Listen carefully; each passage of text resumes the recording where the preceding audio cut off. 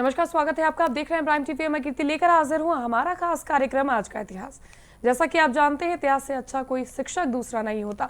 इतिहास अपने में सिर्फ घटनाओं को नहीं समेटे होता, बल्कि इन घटनाओं से आप बहुत कुछ सीख भी सकते हैं। इसी कड़ी में जानेंगे आज यानी 13 अप्रैल को देश दुनिया में क्या कुछ हुआ था, कौन सी बड़ी घटनाएं घटी थी जिसने इतिहास के पन्नों पर अपना प्रभाव छोड़ा। जानेंगे आज के दिन जन्मे खास व्यक्तियों के बारे में और बात करेंगे उनकी जो दुनिया से इस दिन विदा होकर चले गए। आज के इतिहास के सफर पर जहां बात करेंगे जलियांवाला बाग हत्याकांड के बारे में। 13 अप्रैल 1919 यानी आज ही के दिन जलियांवाला बाग में प्रदर्शनकारियों पर चली अंधाधुंध गोलियां। तो आइए आज जलियांवाला बाग पर एक बार फिर प्रकाश डालते हुए बात करते हैं हमारे इस खास कार्यक्रम में।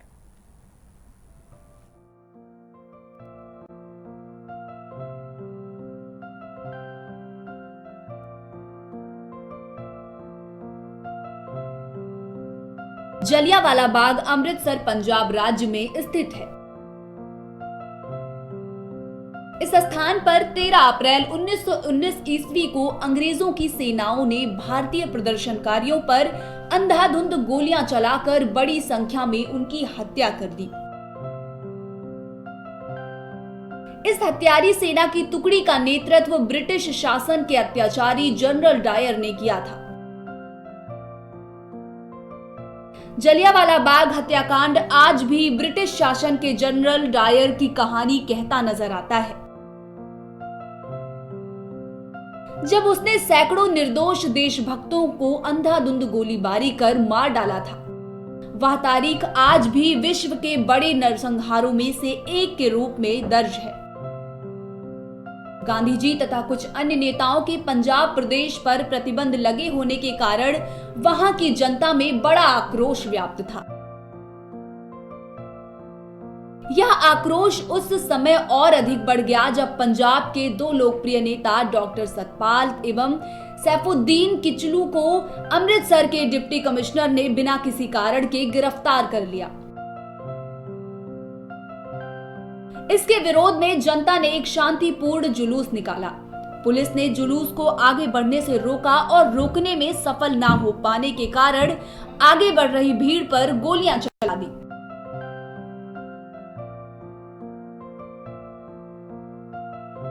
जिसके परिणाम स्वरूप 2 लोग मारे गए। जुलूस ने उग्र रूप धारण कर लिया, सरकारी इमारतों को आग लगा दी और इसके साथ ही 5 अंग्रेज भी जान से मार दिए गए। अमृतसर शहर की स्थिति से बौखलाए कर ब्रिटिश सरकार ने 10 अप्रैल 1919 ईस्वी को शहर का प्रशासन सैन्य अधिकारी ब्रिगेडियर जनरल डायर को सौंप दिया। उसने 12 अप्रैल को कुछ गिरफ्तारियां भी की और कड़ी कार्रवाई की।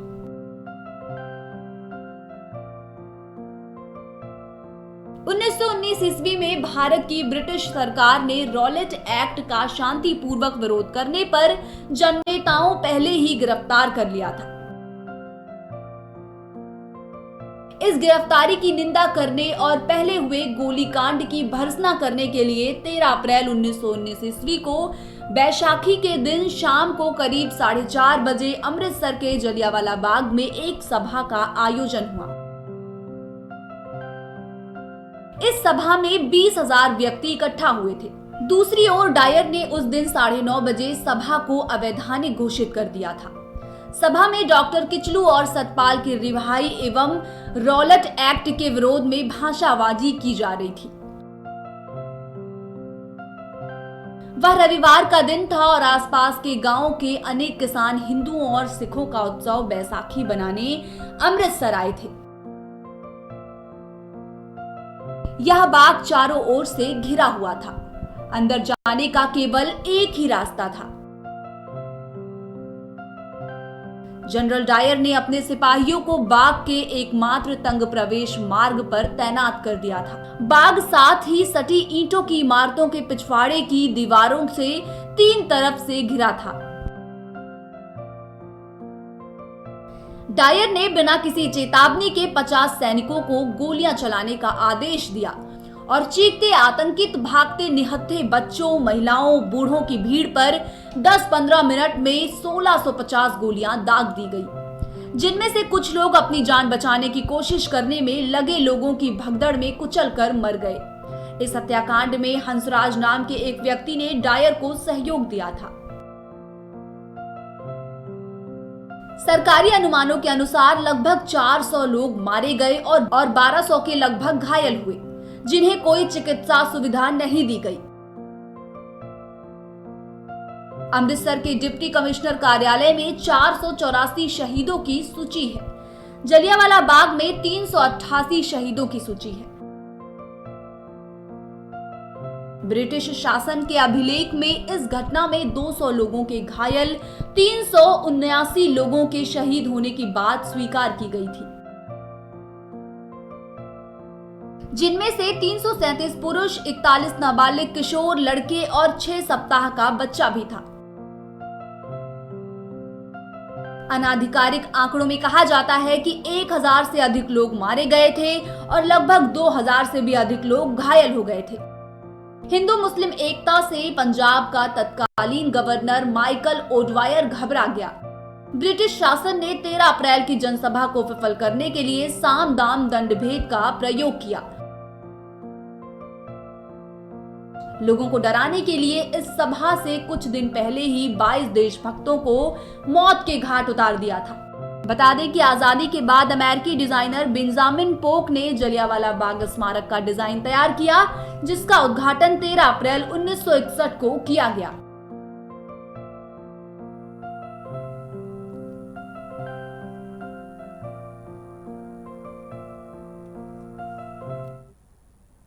अभी आपने जाना जलियांवाला बाग हत्याकांड के इतिहास के बारे में कि कैसे आज के दिन भारतीय प्रदर्शनकारियों पर अंधाधुंध गोलियां चलाकर बड़ी संख्या में उनकी हत्या कर दी गई। अब आगे हम आपको बताएंगे बाबू गुलाब राय के बारे में। 13 अप्रैल 1963 यानी आज ही के दिन इनका निधन हुआ था।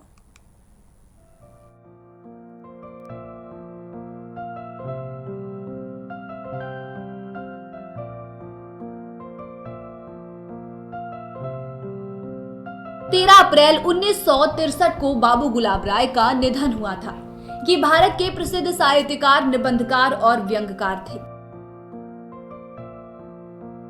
वे हमेशा सरल साहित्य को प्रमुखता देते थे, जिससे हिंदी भाषा जन जन तक पहुंच सके। गुलाब राय जी ने 2 प्रकार की रचनाएं की हैं, दार्शनिक और साहित्यिक। उनकी दार्शनिक रचनाएं उनके गंभीर अध्ययन और चिंतन का परिणाम है। उन्होंने अपनी रचनाओं में शुद्ध भाषा तथा परिष्कृत खड़ी बोली का प्रयोग अधिकता से किया है। आधुनिक काल के निबंध लेखकों और आलोचकों में बाबू गुलाब राय का स्थान बहुत ऊंचा है। उन्होंने आलोचना और निबंध दोनों ही क्षेत्र में अपनी प्रतिभा और मौलिकता का परिचय दिया है। बाबू गुलाब राय का जन्म 17 जनवरी 1888 को इटावा में हुआ था। उनके पिता भवानी प्रसाद धार्मिक प्रवृत्ति के व्यक्ति थे। उनकी माता श्री भगवान श्री कृष्ण की उपासिका थी। वे सूरदास और कबीर के पदों को तल्लीन होकर गाया करती थी। माता पिता की इस धार्मिक प्रवृत्ति का प्रभाव बाबू गुलाब राय पर भी पड़ा। गुलाब राय की प्रारंभिक शिक्षा मैनपुरी में हुई थी। अपनी स्कूली शिक्षा के बाद उन्हें अंग्रेजी शिक्षा के लिए जिले के विद्यालय में भेजा गया। गुलाब राय ने आगरा कॉलेज से बीए की परीक्षा पास की। इसके पश्चात दर्शन शास्त्र में एमए की परीक्षा उत्तीर्ण करके गुलाब राय जी छतरपुर चले गए।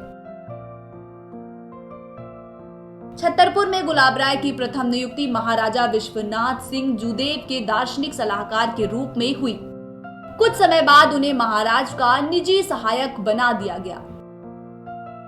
बाबू गुलाब राय अपने राजकीय कर्तव्य के पालन से सदैव सचेत रहते थे। वह राज्य के धन को ऐसी सावधानी से व्यय करते थे जैसे वह उनका निजी धन हो। इस संबंध में अनेक प्रसंग भरे पड़े थे। राज्य में जितना सामान खरीदा जाता था वह महाराज के सहायक द्वारा ही क्रय किया जाता था। एक बार एक बड़े सौदागर से गुलाब राय ने कई हजार रुपए का सामान खरीदा। सौदागर ने उनको कमीशन ले लेने का संकेत किया। गुलाब राय ने पूछा कितना बनता है। फिर सौदागर ने कहा कि बिल में लिख दीजिए। उनकी इस मितव्यता तथा राजनिष्ठा से महाराज बड़े प्रभावित हुए। बाबू गुलाब राय ने छतरपुर दरबार में 18 वर्ष व्यतीत किए और राज दरबार के न्यायाधीश की भी मुख्य भूमिका निभाई। बाबू गुलाब राय को पशु पक्षियों से बहुत प्रेम था। जब महाराज का निधन हुआ तब वे छतरपुर राज्य की सेवा छोड़कर आगरा वापस आ गए और अपने पालित पशु पक्षियों को भी साथ लेकर आए। जो भी उनके संपर्क में आया वही उनके परिवार का सदस्य और उनकी लेखनी का विषय बन गया।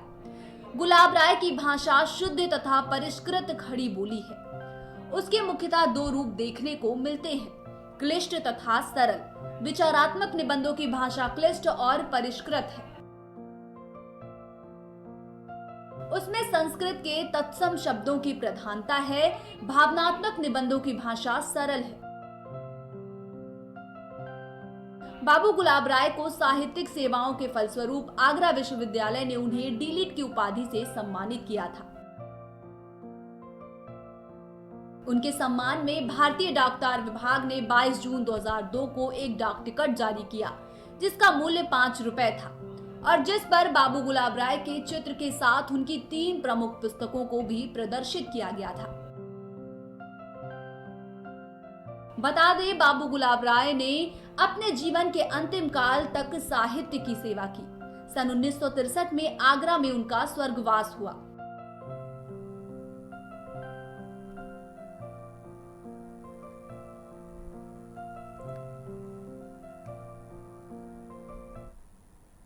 अभी हमने आपको बाबू गुलाब राय के बारे में बताया, जिनका आज ही के दिन निधन हुआ था। आगे की कड़ी में हम आपको बताएंगे भारतीय सिनेमा के प्रसिद्ध गीतकार वर्मा मलिक के बारे में, जिनका आज ही के दिन यानी कि 13 अप्रैल 1925 को जन्म हुआ था।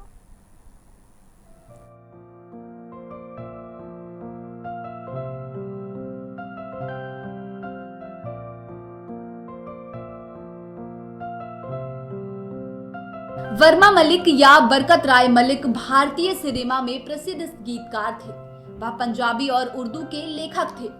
हिंदी भाषा उन्होंने बंबई आकर ही सीखी थी। उन्होंने पंजाबी फिल्मों से अपने करियर की शुरुआत की थी। सर्वप्रथम उन्होंने हंसराज बंसल की फिल्म में काम किया था। वर्मा मलिक का पूरा नाम बरकत राय मलिक था। उनका जन्म 13 अप्रैल 1925 को फिरोजपुर, ब्रिटिश भारत में हुआ था।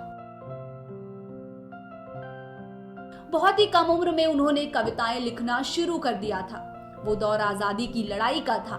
स्कूल में पढ़ रहे वर्मा मलिक अंग्रेजों के खिलाफ गीत लिखकर अंग्रेज के जलसों और सभाओं में सुनाया करते थे। वह कांग्रेस पार्टी के सक्रिय सदस्य बन गए। इसका अंजाम यह हुआ कि उन्हें गिरफ्तार कर जेल भेज दिया गया, लेकिन कम उम्र होने की वजह से वो जल्द ही रिहा कर दिए गए। वह अपने गीतों की प्रशंसा और सराहना में मग्न ही थे कि देश का विभाजन हो गया। खौफनाक परिस्थितियों में वर्मा जख्मी हालत में फिरोजपुर से जान बचाकर भागे। विभाजन के हंगामे में उन्हें पैर में गोली लगी। उन्होंने दिल्ली में शरण ली। दिल्ली आकर उनकी समझ में नहीं आ रहा था कि वे पेट पालने के लिए क्या करें। संगीत निर्देशक हंसराज बहल के भाई वर्मा मलिक के दोस्त थे। उनके कहने पर वर्मा ने मुंबई की राह पकड़ी। हंसराज बहल ने वर्मा को पंजाबी फिल्म लच्छी में गीत लिखने का काम दिया और देखते ही देखते वर्मा पंजाबी फिल्मों के हिट गीतकार बन गए। इसी समय उनके मित्रों ने उन्हें नाम बदलने की सलाह दी और बरकत राय मलिक वर्मा मलिक के नाम से फिल्मी दुनिया में पहचाने जाने लगे। हंसराज बहल की निकटता में वर्मा ने संगीत की समझ भी विकसित की और यमला जट सहित 3 पंजाबी फिल्मों में संगीत भी दिया। बहुमुखी प्रतिभा के मलिक इस शख्स ने करीब 40 पंजाबी फिल्मों में गीत लिखे, 2-3 फिल्मों में संवाद लिखे और 3 फिल्मों का निर्देशन भी किया। लेकिन छठा दशक शुरू होते होते मुंबई में पंजाबी फिल्मों का बाजार ठप पड़ गया। नतीजा यह हुआ कि पंजाबी फिल्मों के सबसे लोकप्रिय गीतकार वर्मा मलिक बेरोजगार हो गए। हालांकि 1953 में उन्होंने हिंदी फिल्म चकोरी के गीत लिखने का मौका मिला था। इसके निर्देशक भी हंसराज बहल थे, लेकिन फिल्म हिट नहीं हो सकी। कुछ और फिल्मों में भी वर्मा ने हिंदी गीत लिखे। फिल्म दिल और मोहब्बत के लिए ओपी नैयर के संगीत निर्देशन में लिखा गीत आंखों की तलाशी दे दे मेरे दिल की हो गई चोरी लोकप्रिय भी हुआ, लेकिन वर्मा मलिक को हिंदी फिल्मों के गीत लिखने के और मौके नहीं मिले। पंजाबी फिल्मों की व्यस्तता की वजह से वर्मा ने भी अधिक भागदौड़ नहीं की। रेखा की पहली फिल्म सावन भादो में वर्मा के लिखे गीत ने कई साल तक धूम मचाए रखी। कान में झुमका, चाल में ठुमका, कमर पे चोटी, लटके हो गया दिल का पुर्जा पुर्जा, लगे पचीसी झटके, हो गया तेरा रंग है नशीला, अंग अंग है नशीला। यह गीत काफी लोकप्रिय रहा। इसके बाद पहचान, बेईमानी, अनहोनी, धर्मा, कसौटी, विक्टोरिया, नंबर 203, नागिन, चोरी काम मेरा, रोटी कपड़ा और मकान, संतान, एक से बढ़कर एक जैसी फिल्मों में हिट गीत लिखने वाले वर्मा मलिक जिंदगी को भरपूर अंदाज में जीने लगे। 8वें दशक में फिल्म संगीत में बहुत बदलाव आना शुरू हो गया था। इसी समय वर्मा मलिक के जीवन संगिनी की मौत हो गई। इस घटना ने वर्मा मलिक के जीवन पर ऐसा असर डाला कि उनकी जिंदगी से दिलचस्पी खत्म हो गई। ऐसे में गीत लिखने का सिलसिला भी रुक गया। धीरे धीरे वो फिल्मी दुनिया से ही नहीं, पूरी दुनिया से कटकर अपने कमरे में सिमट गए। उनके पुत्र राजेश मलिक असिस्टेंट डायरेक्टर हैं, लेकिन उनके बहुत कहने पर भी वर्मा मलिक ने कलम नहीं उठाई। वर्मा मलिक ने 15 मार्च 2009 को मुंबई, महाराष्ट्र में बहुत खामोशी से दुनिया से विदा ले ली। इतनी खामोशी से कि उनके मरने का जिक्र अगले दिन किसी अखबार में नहीं हुआ।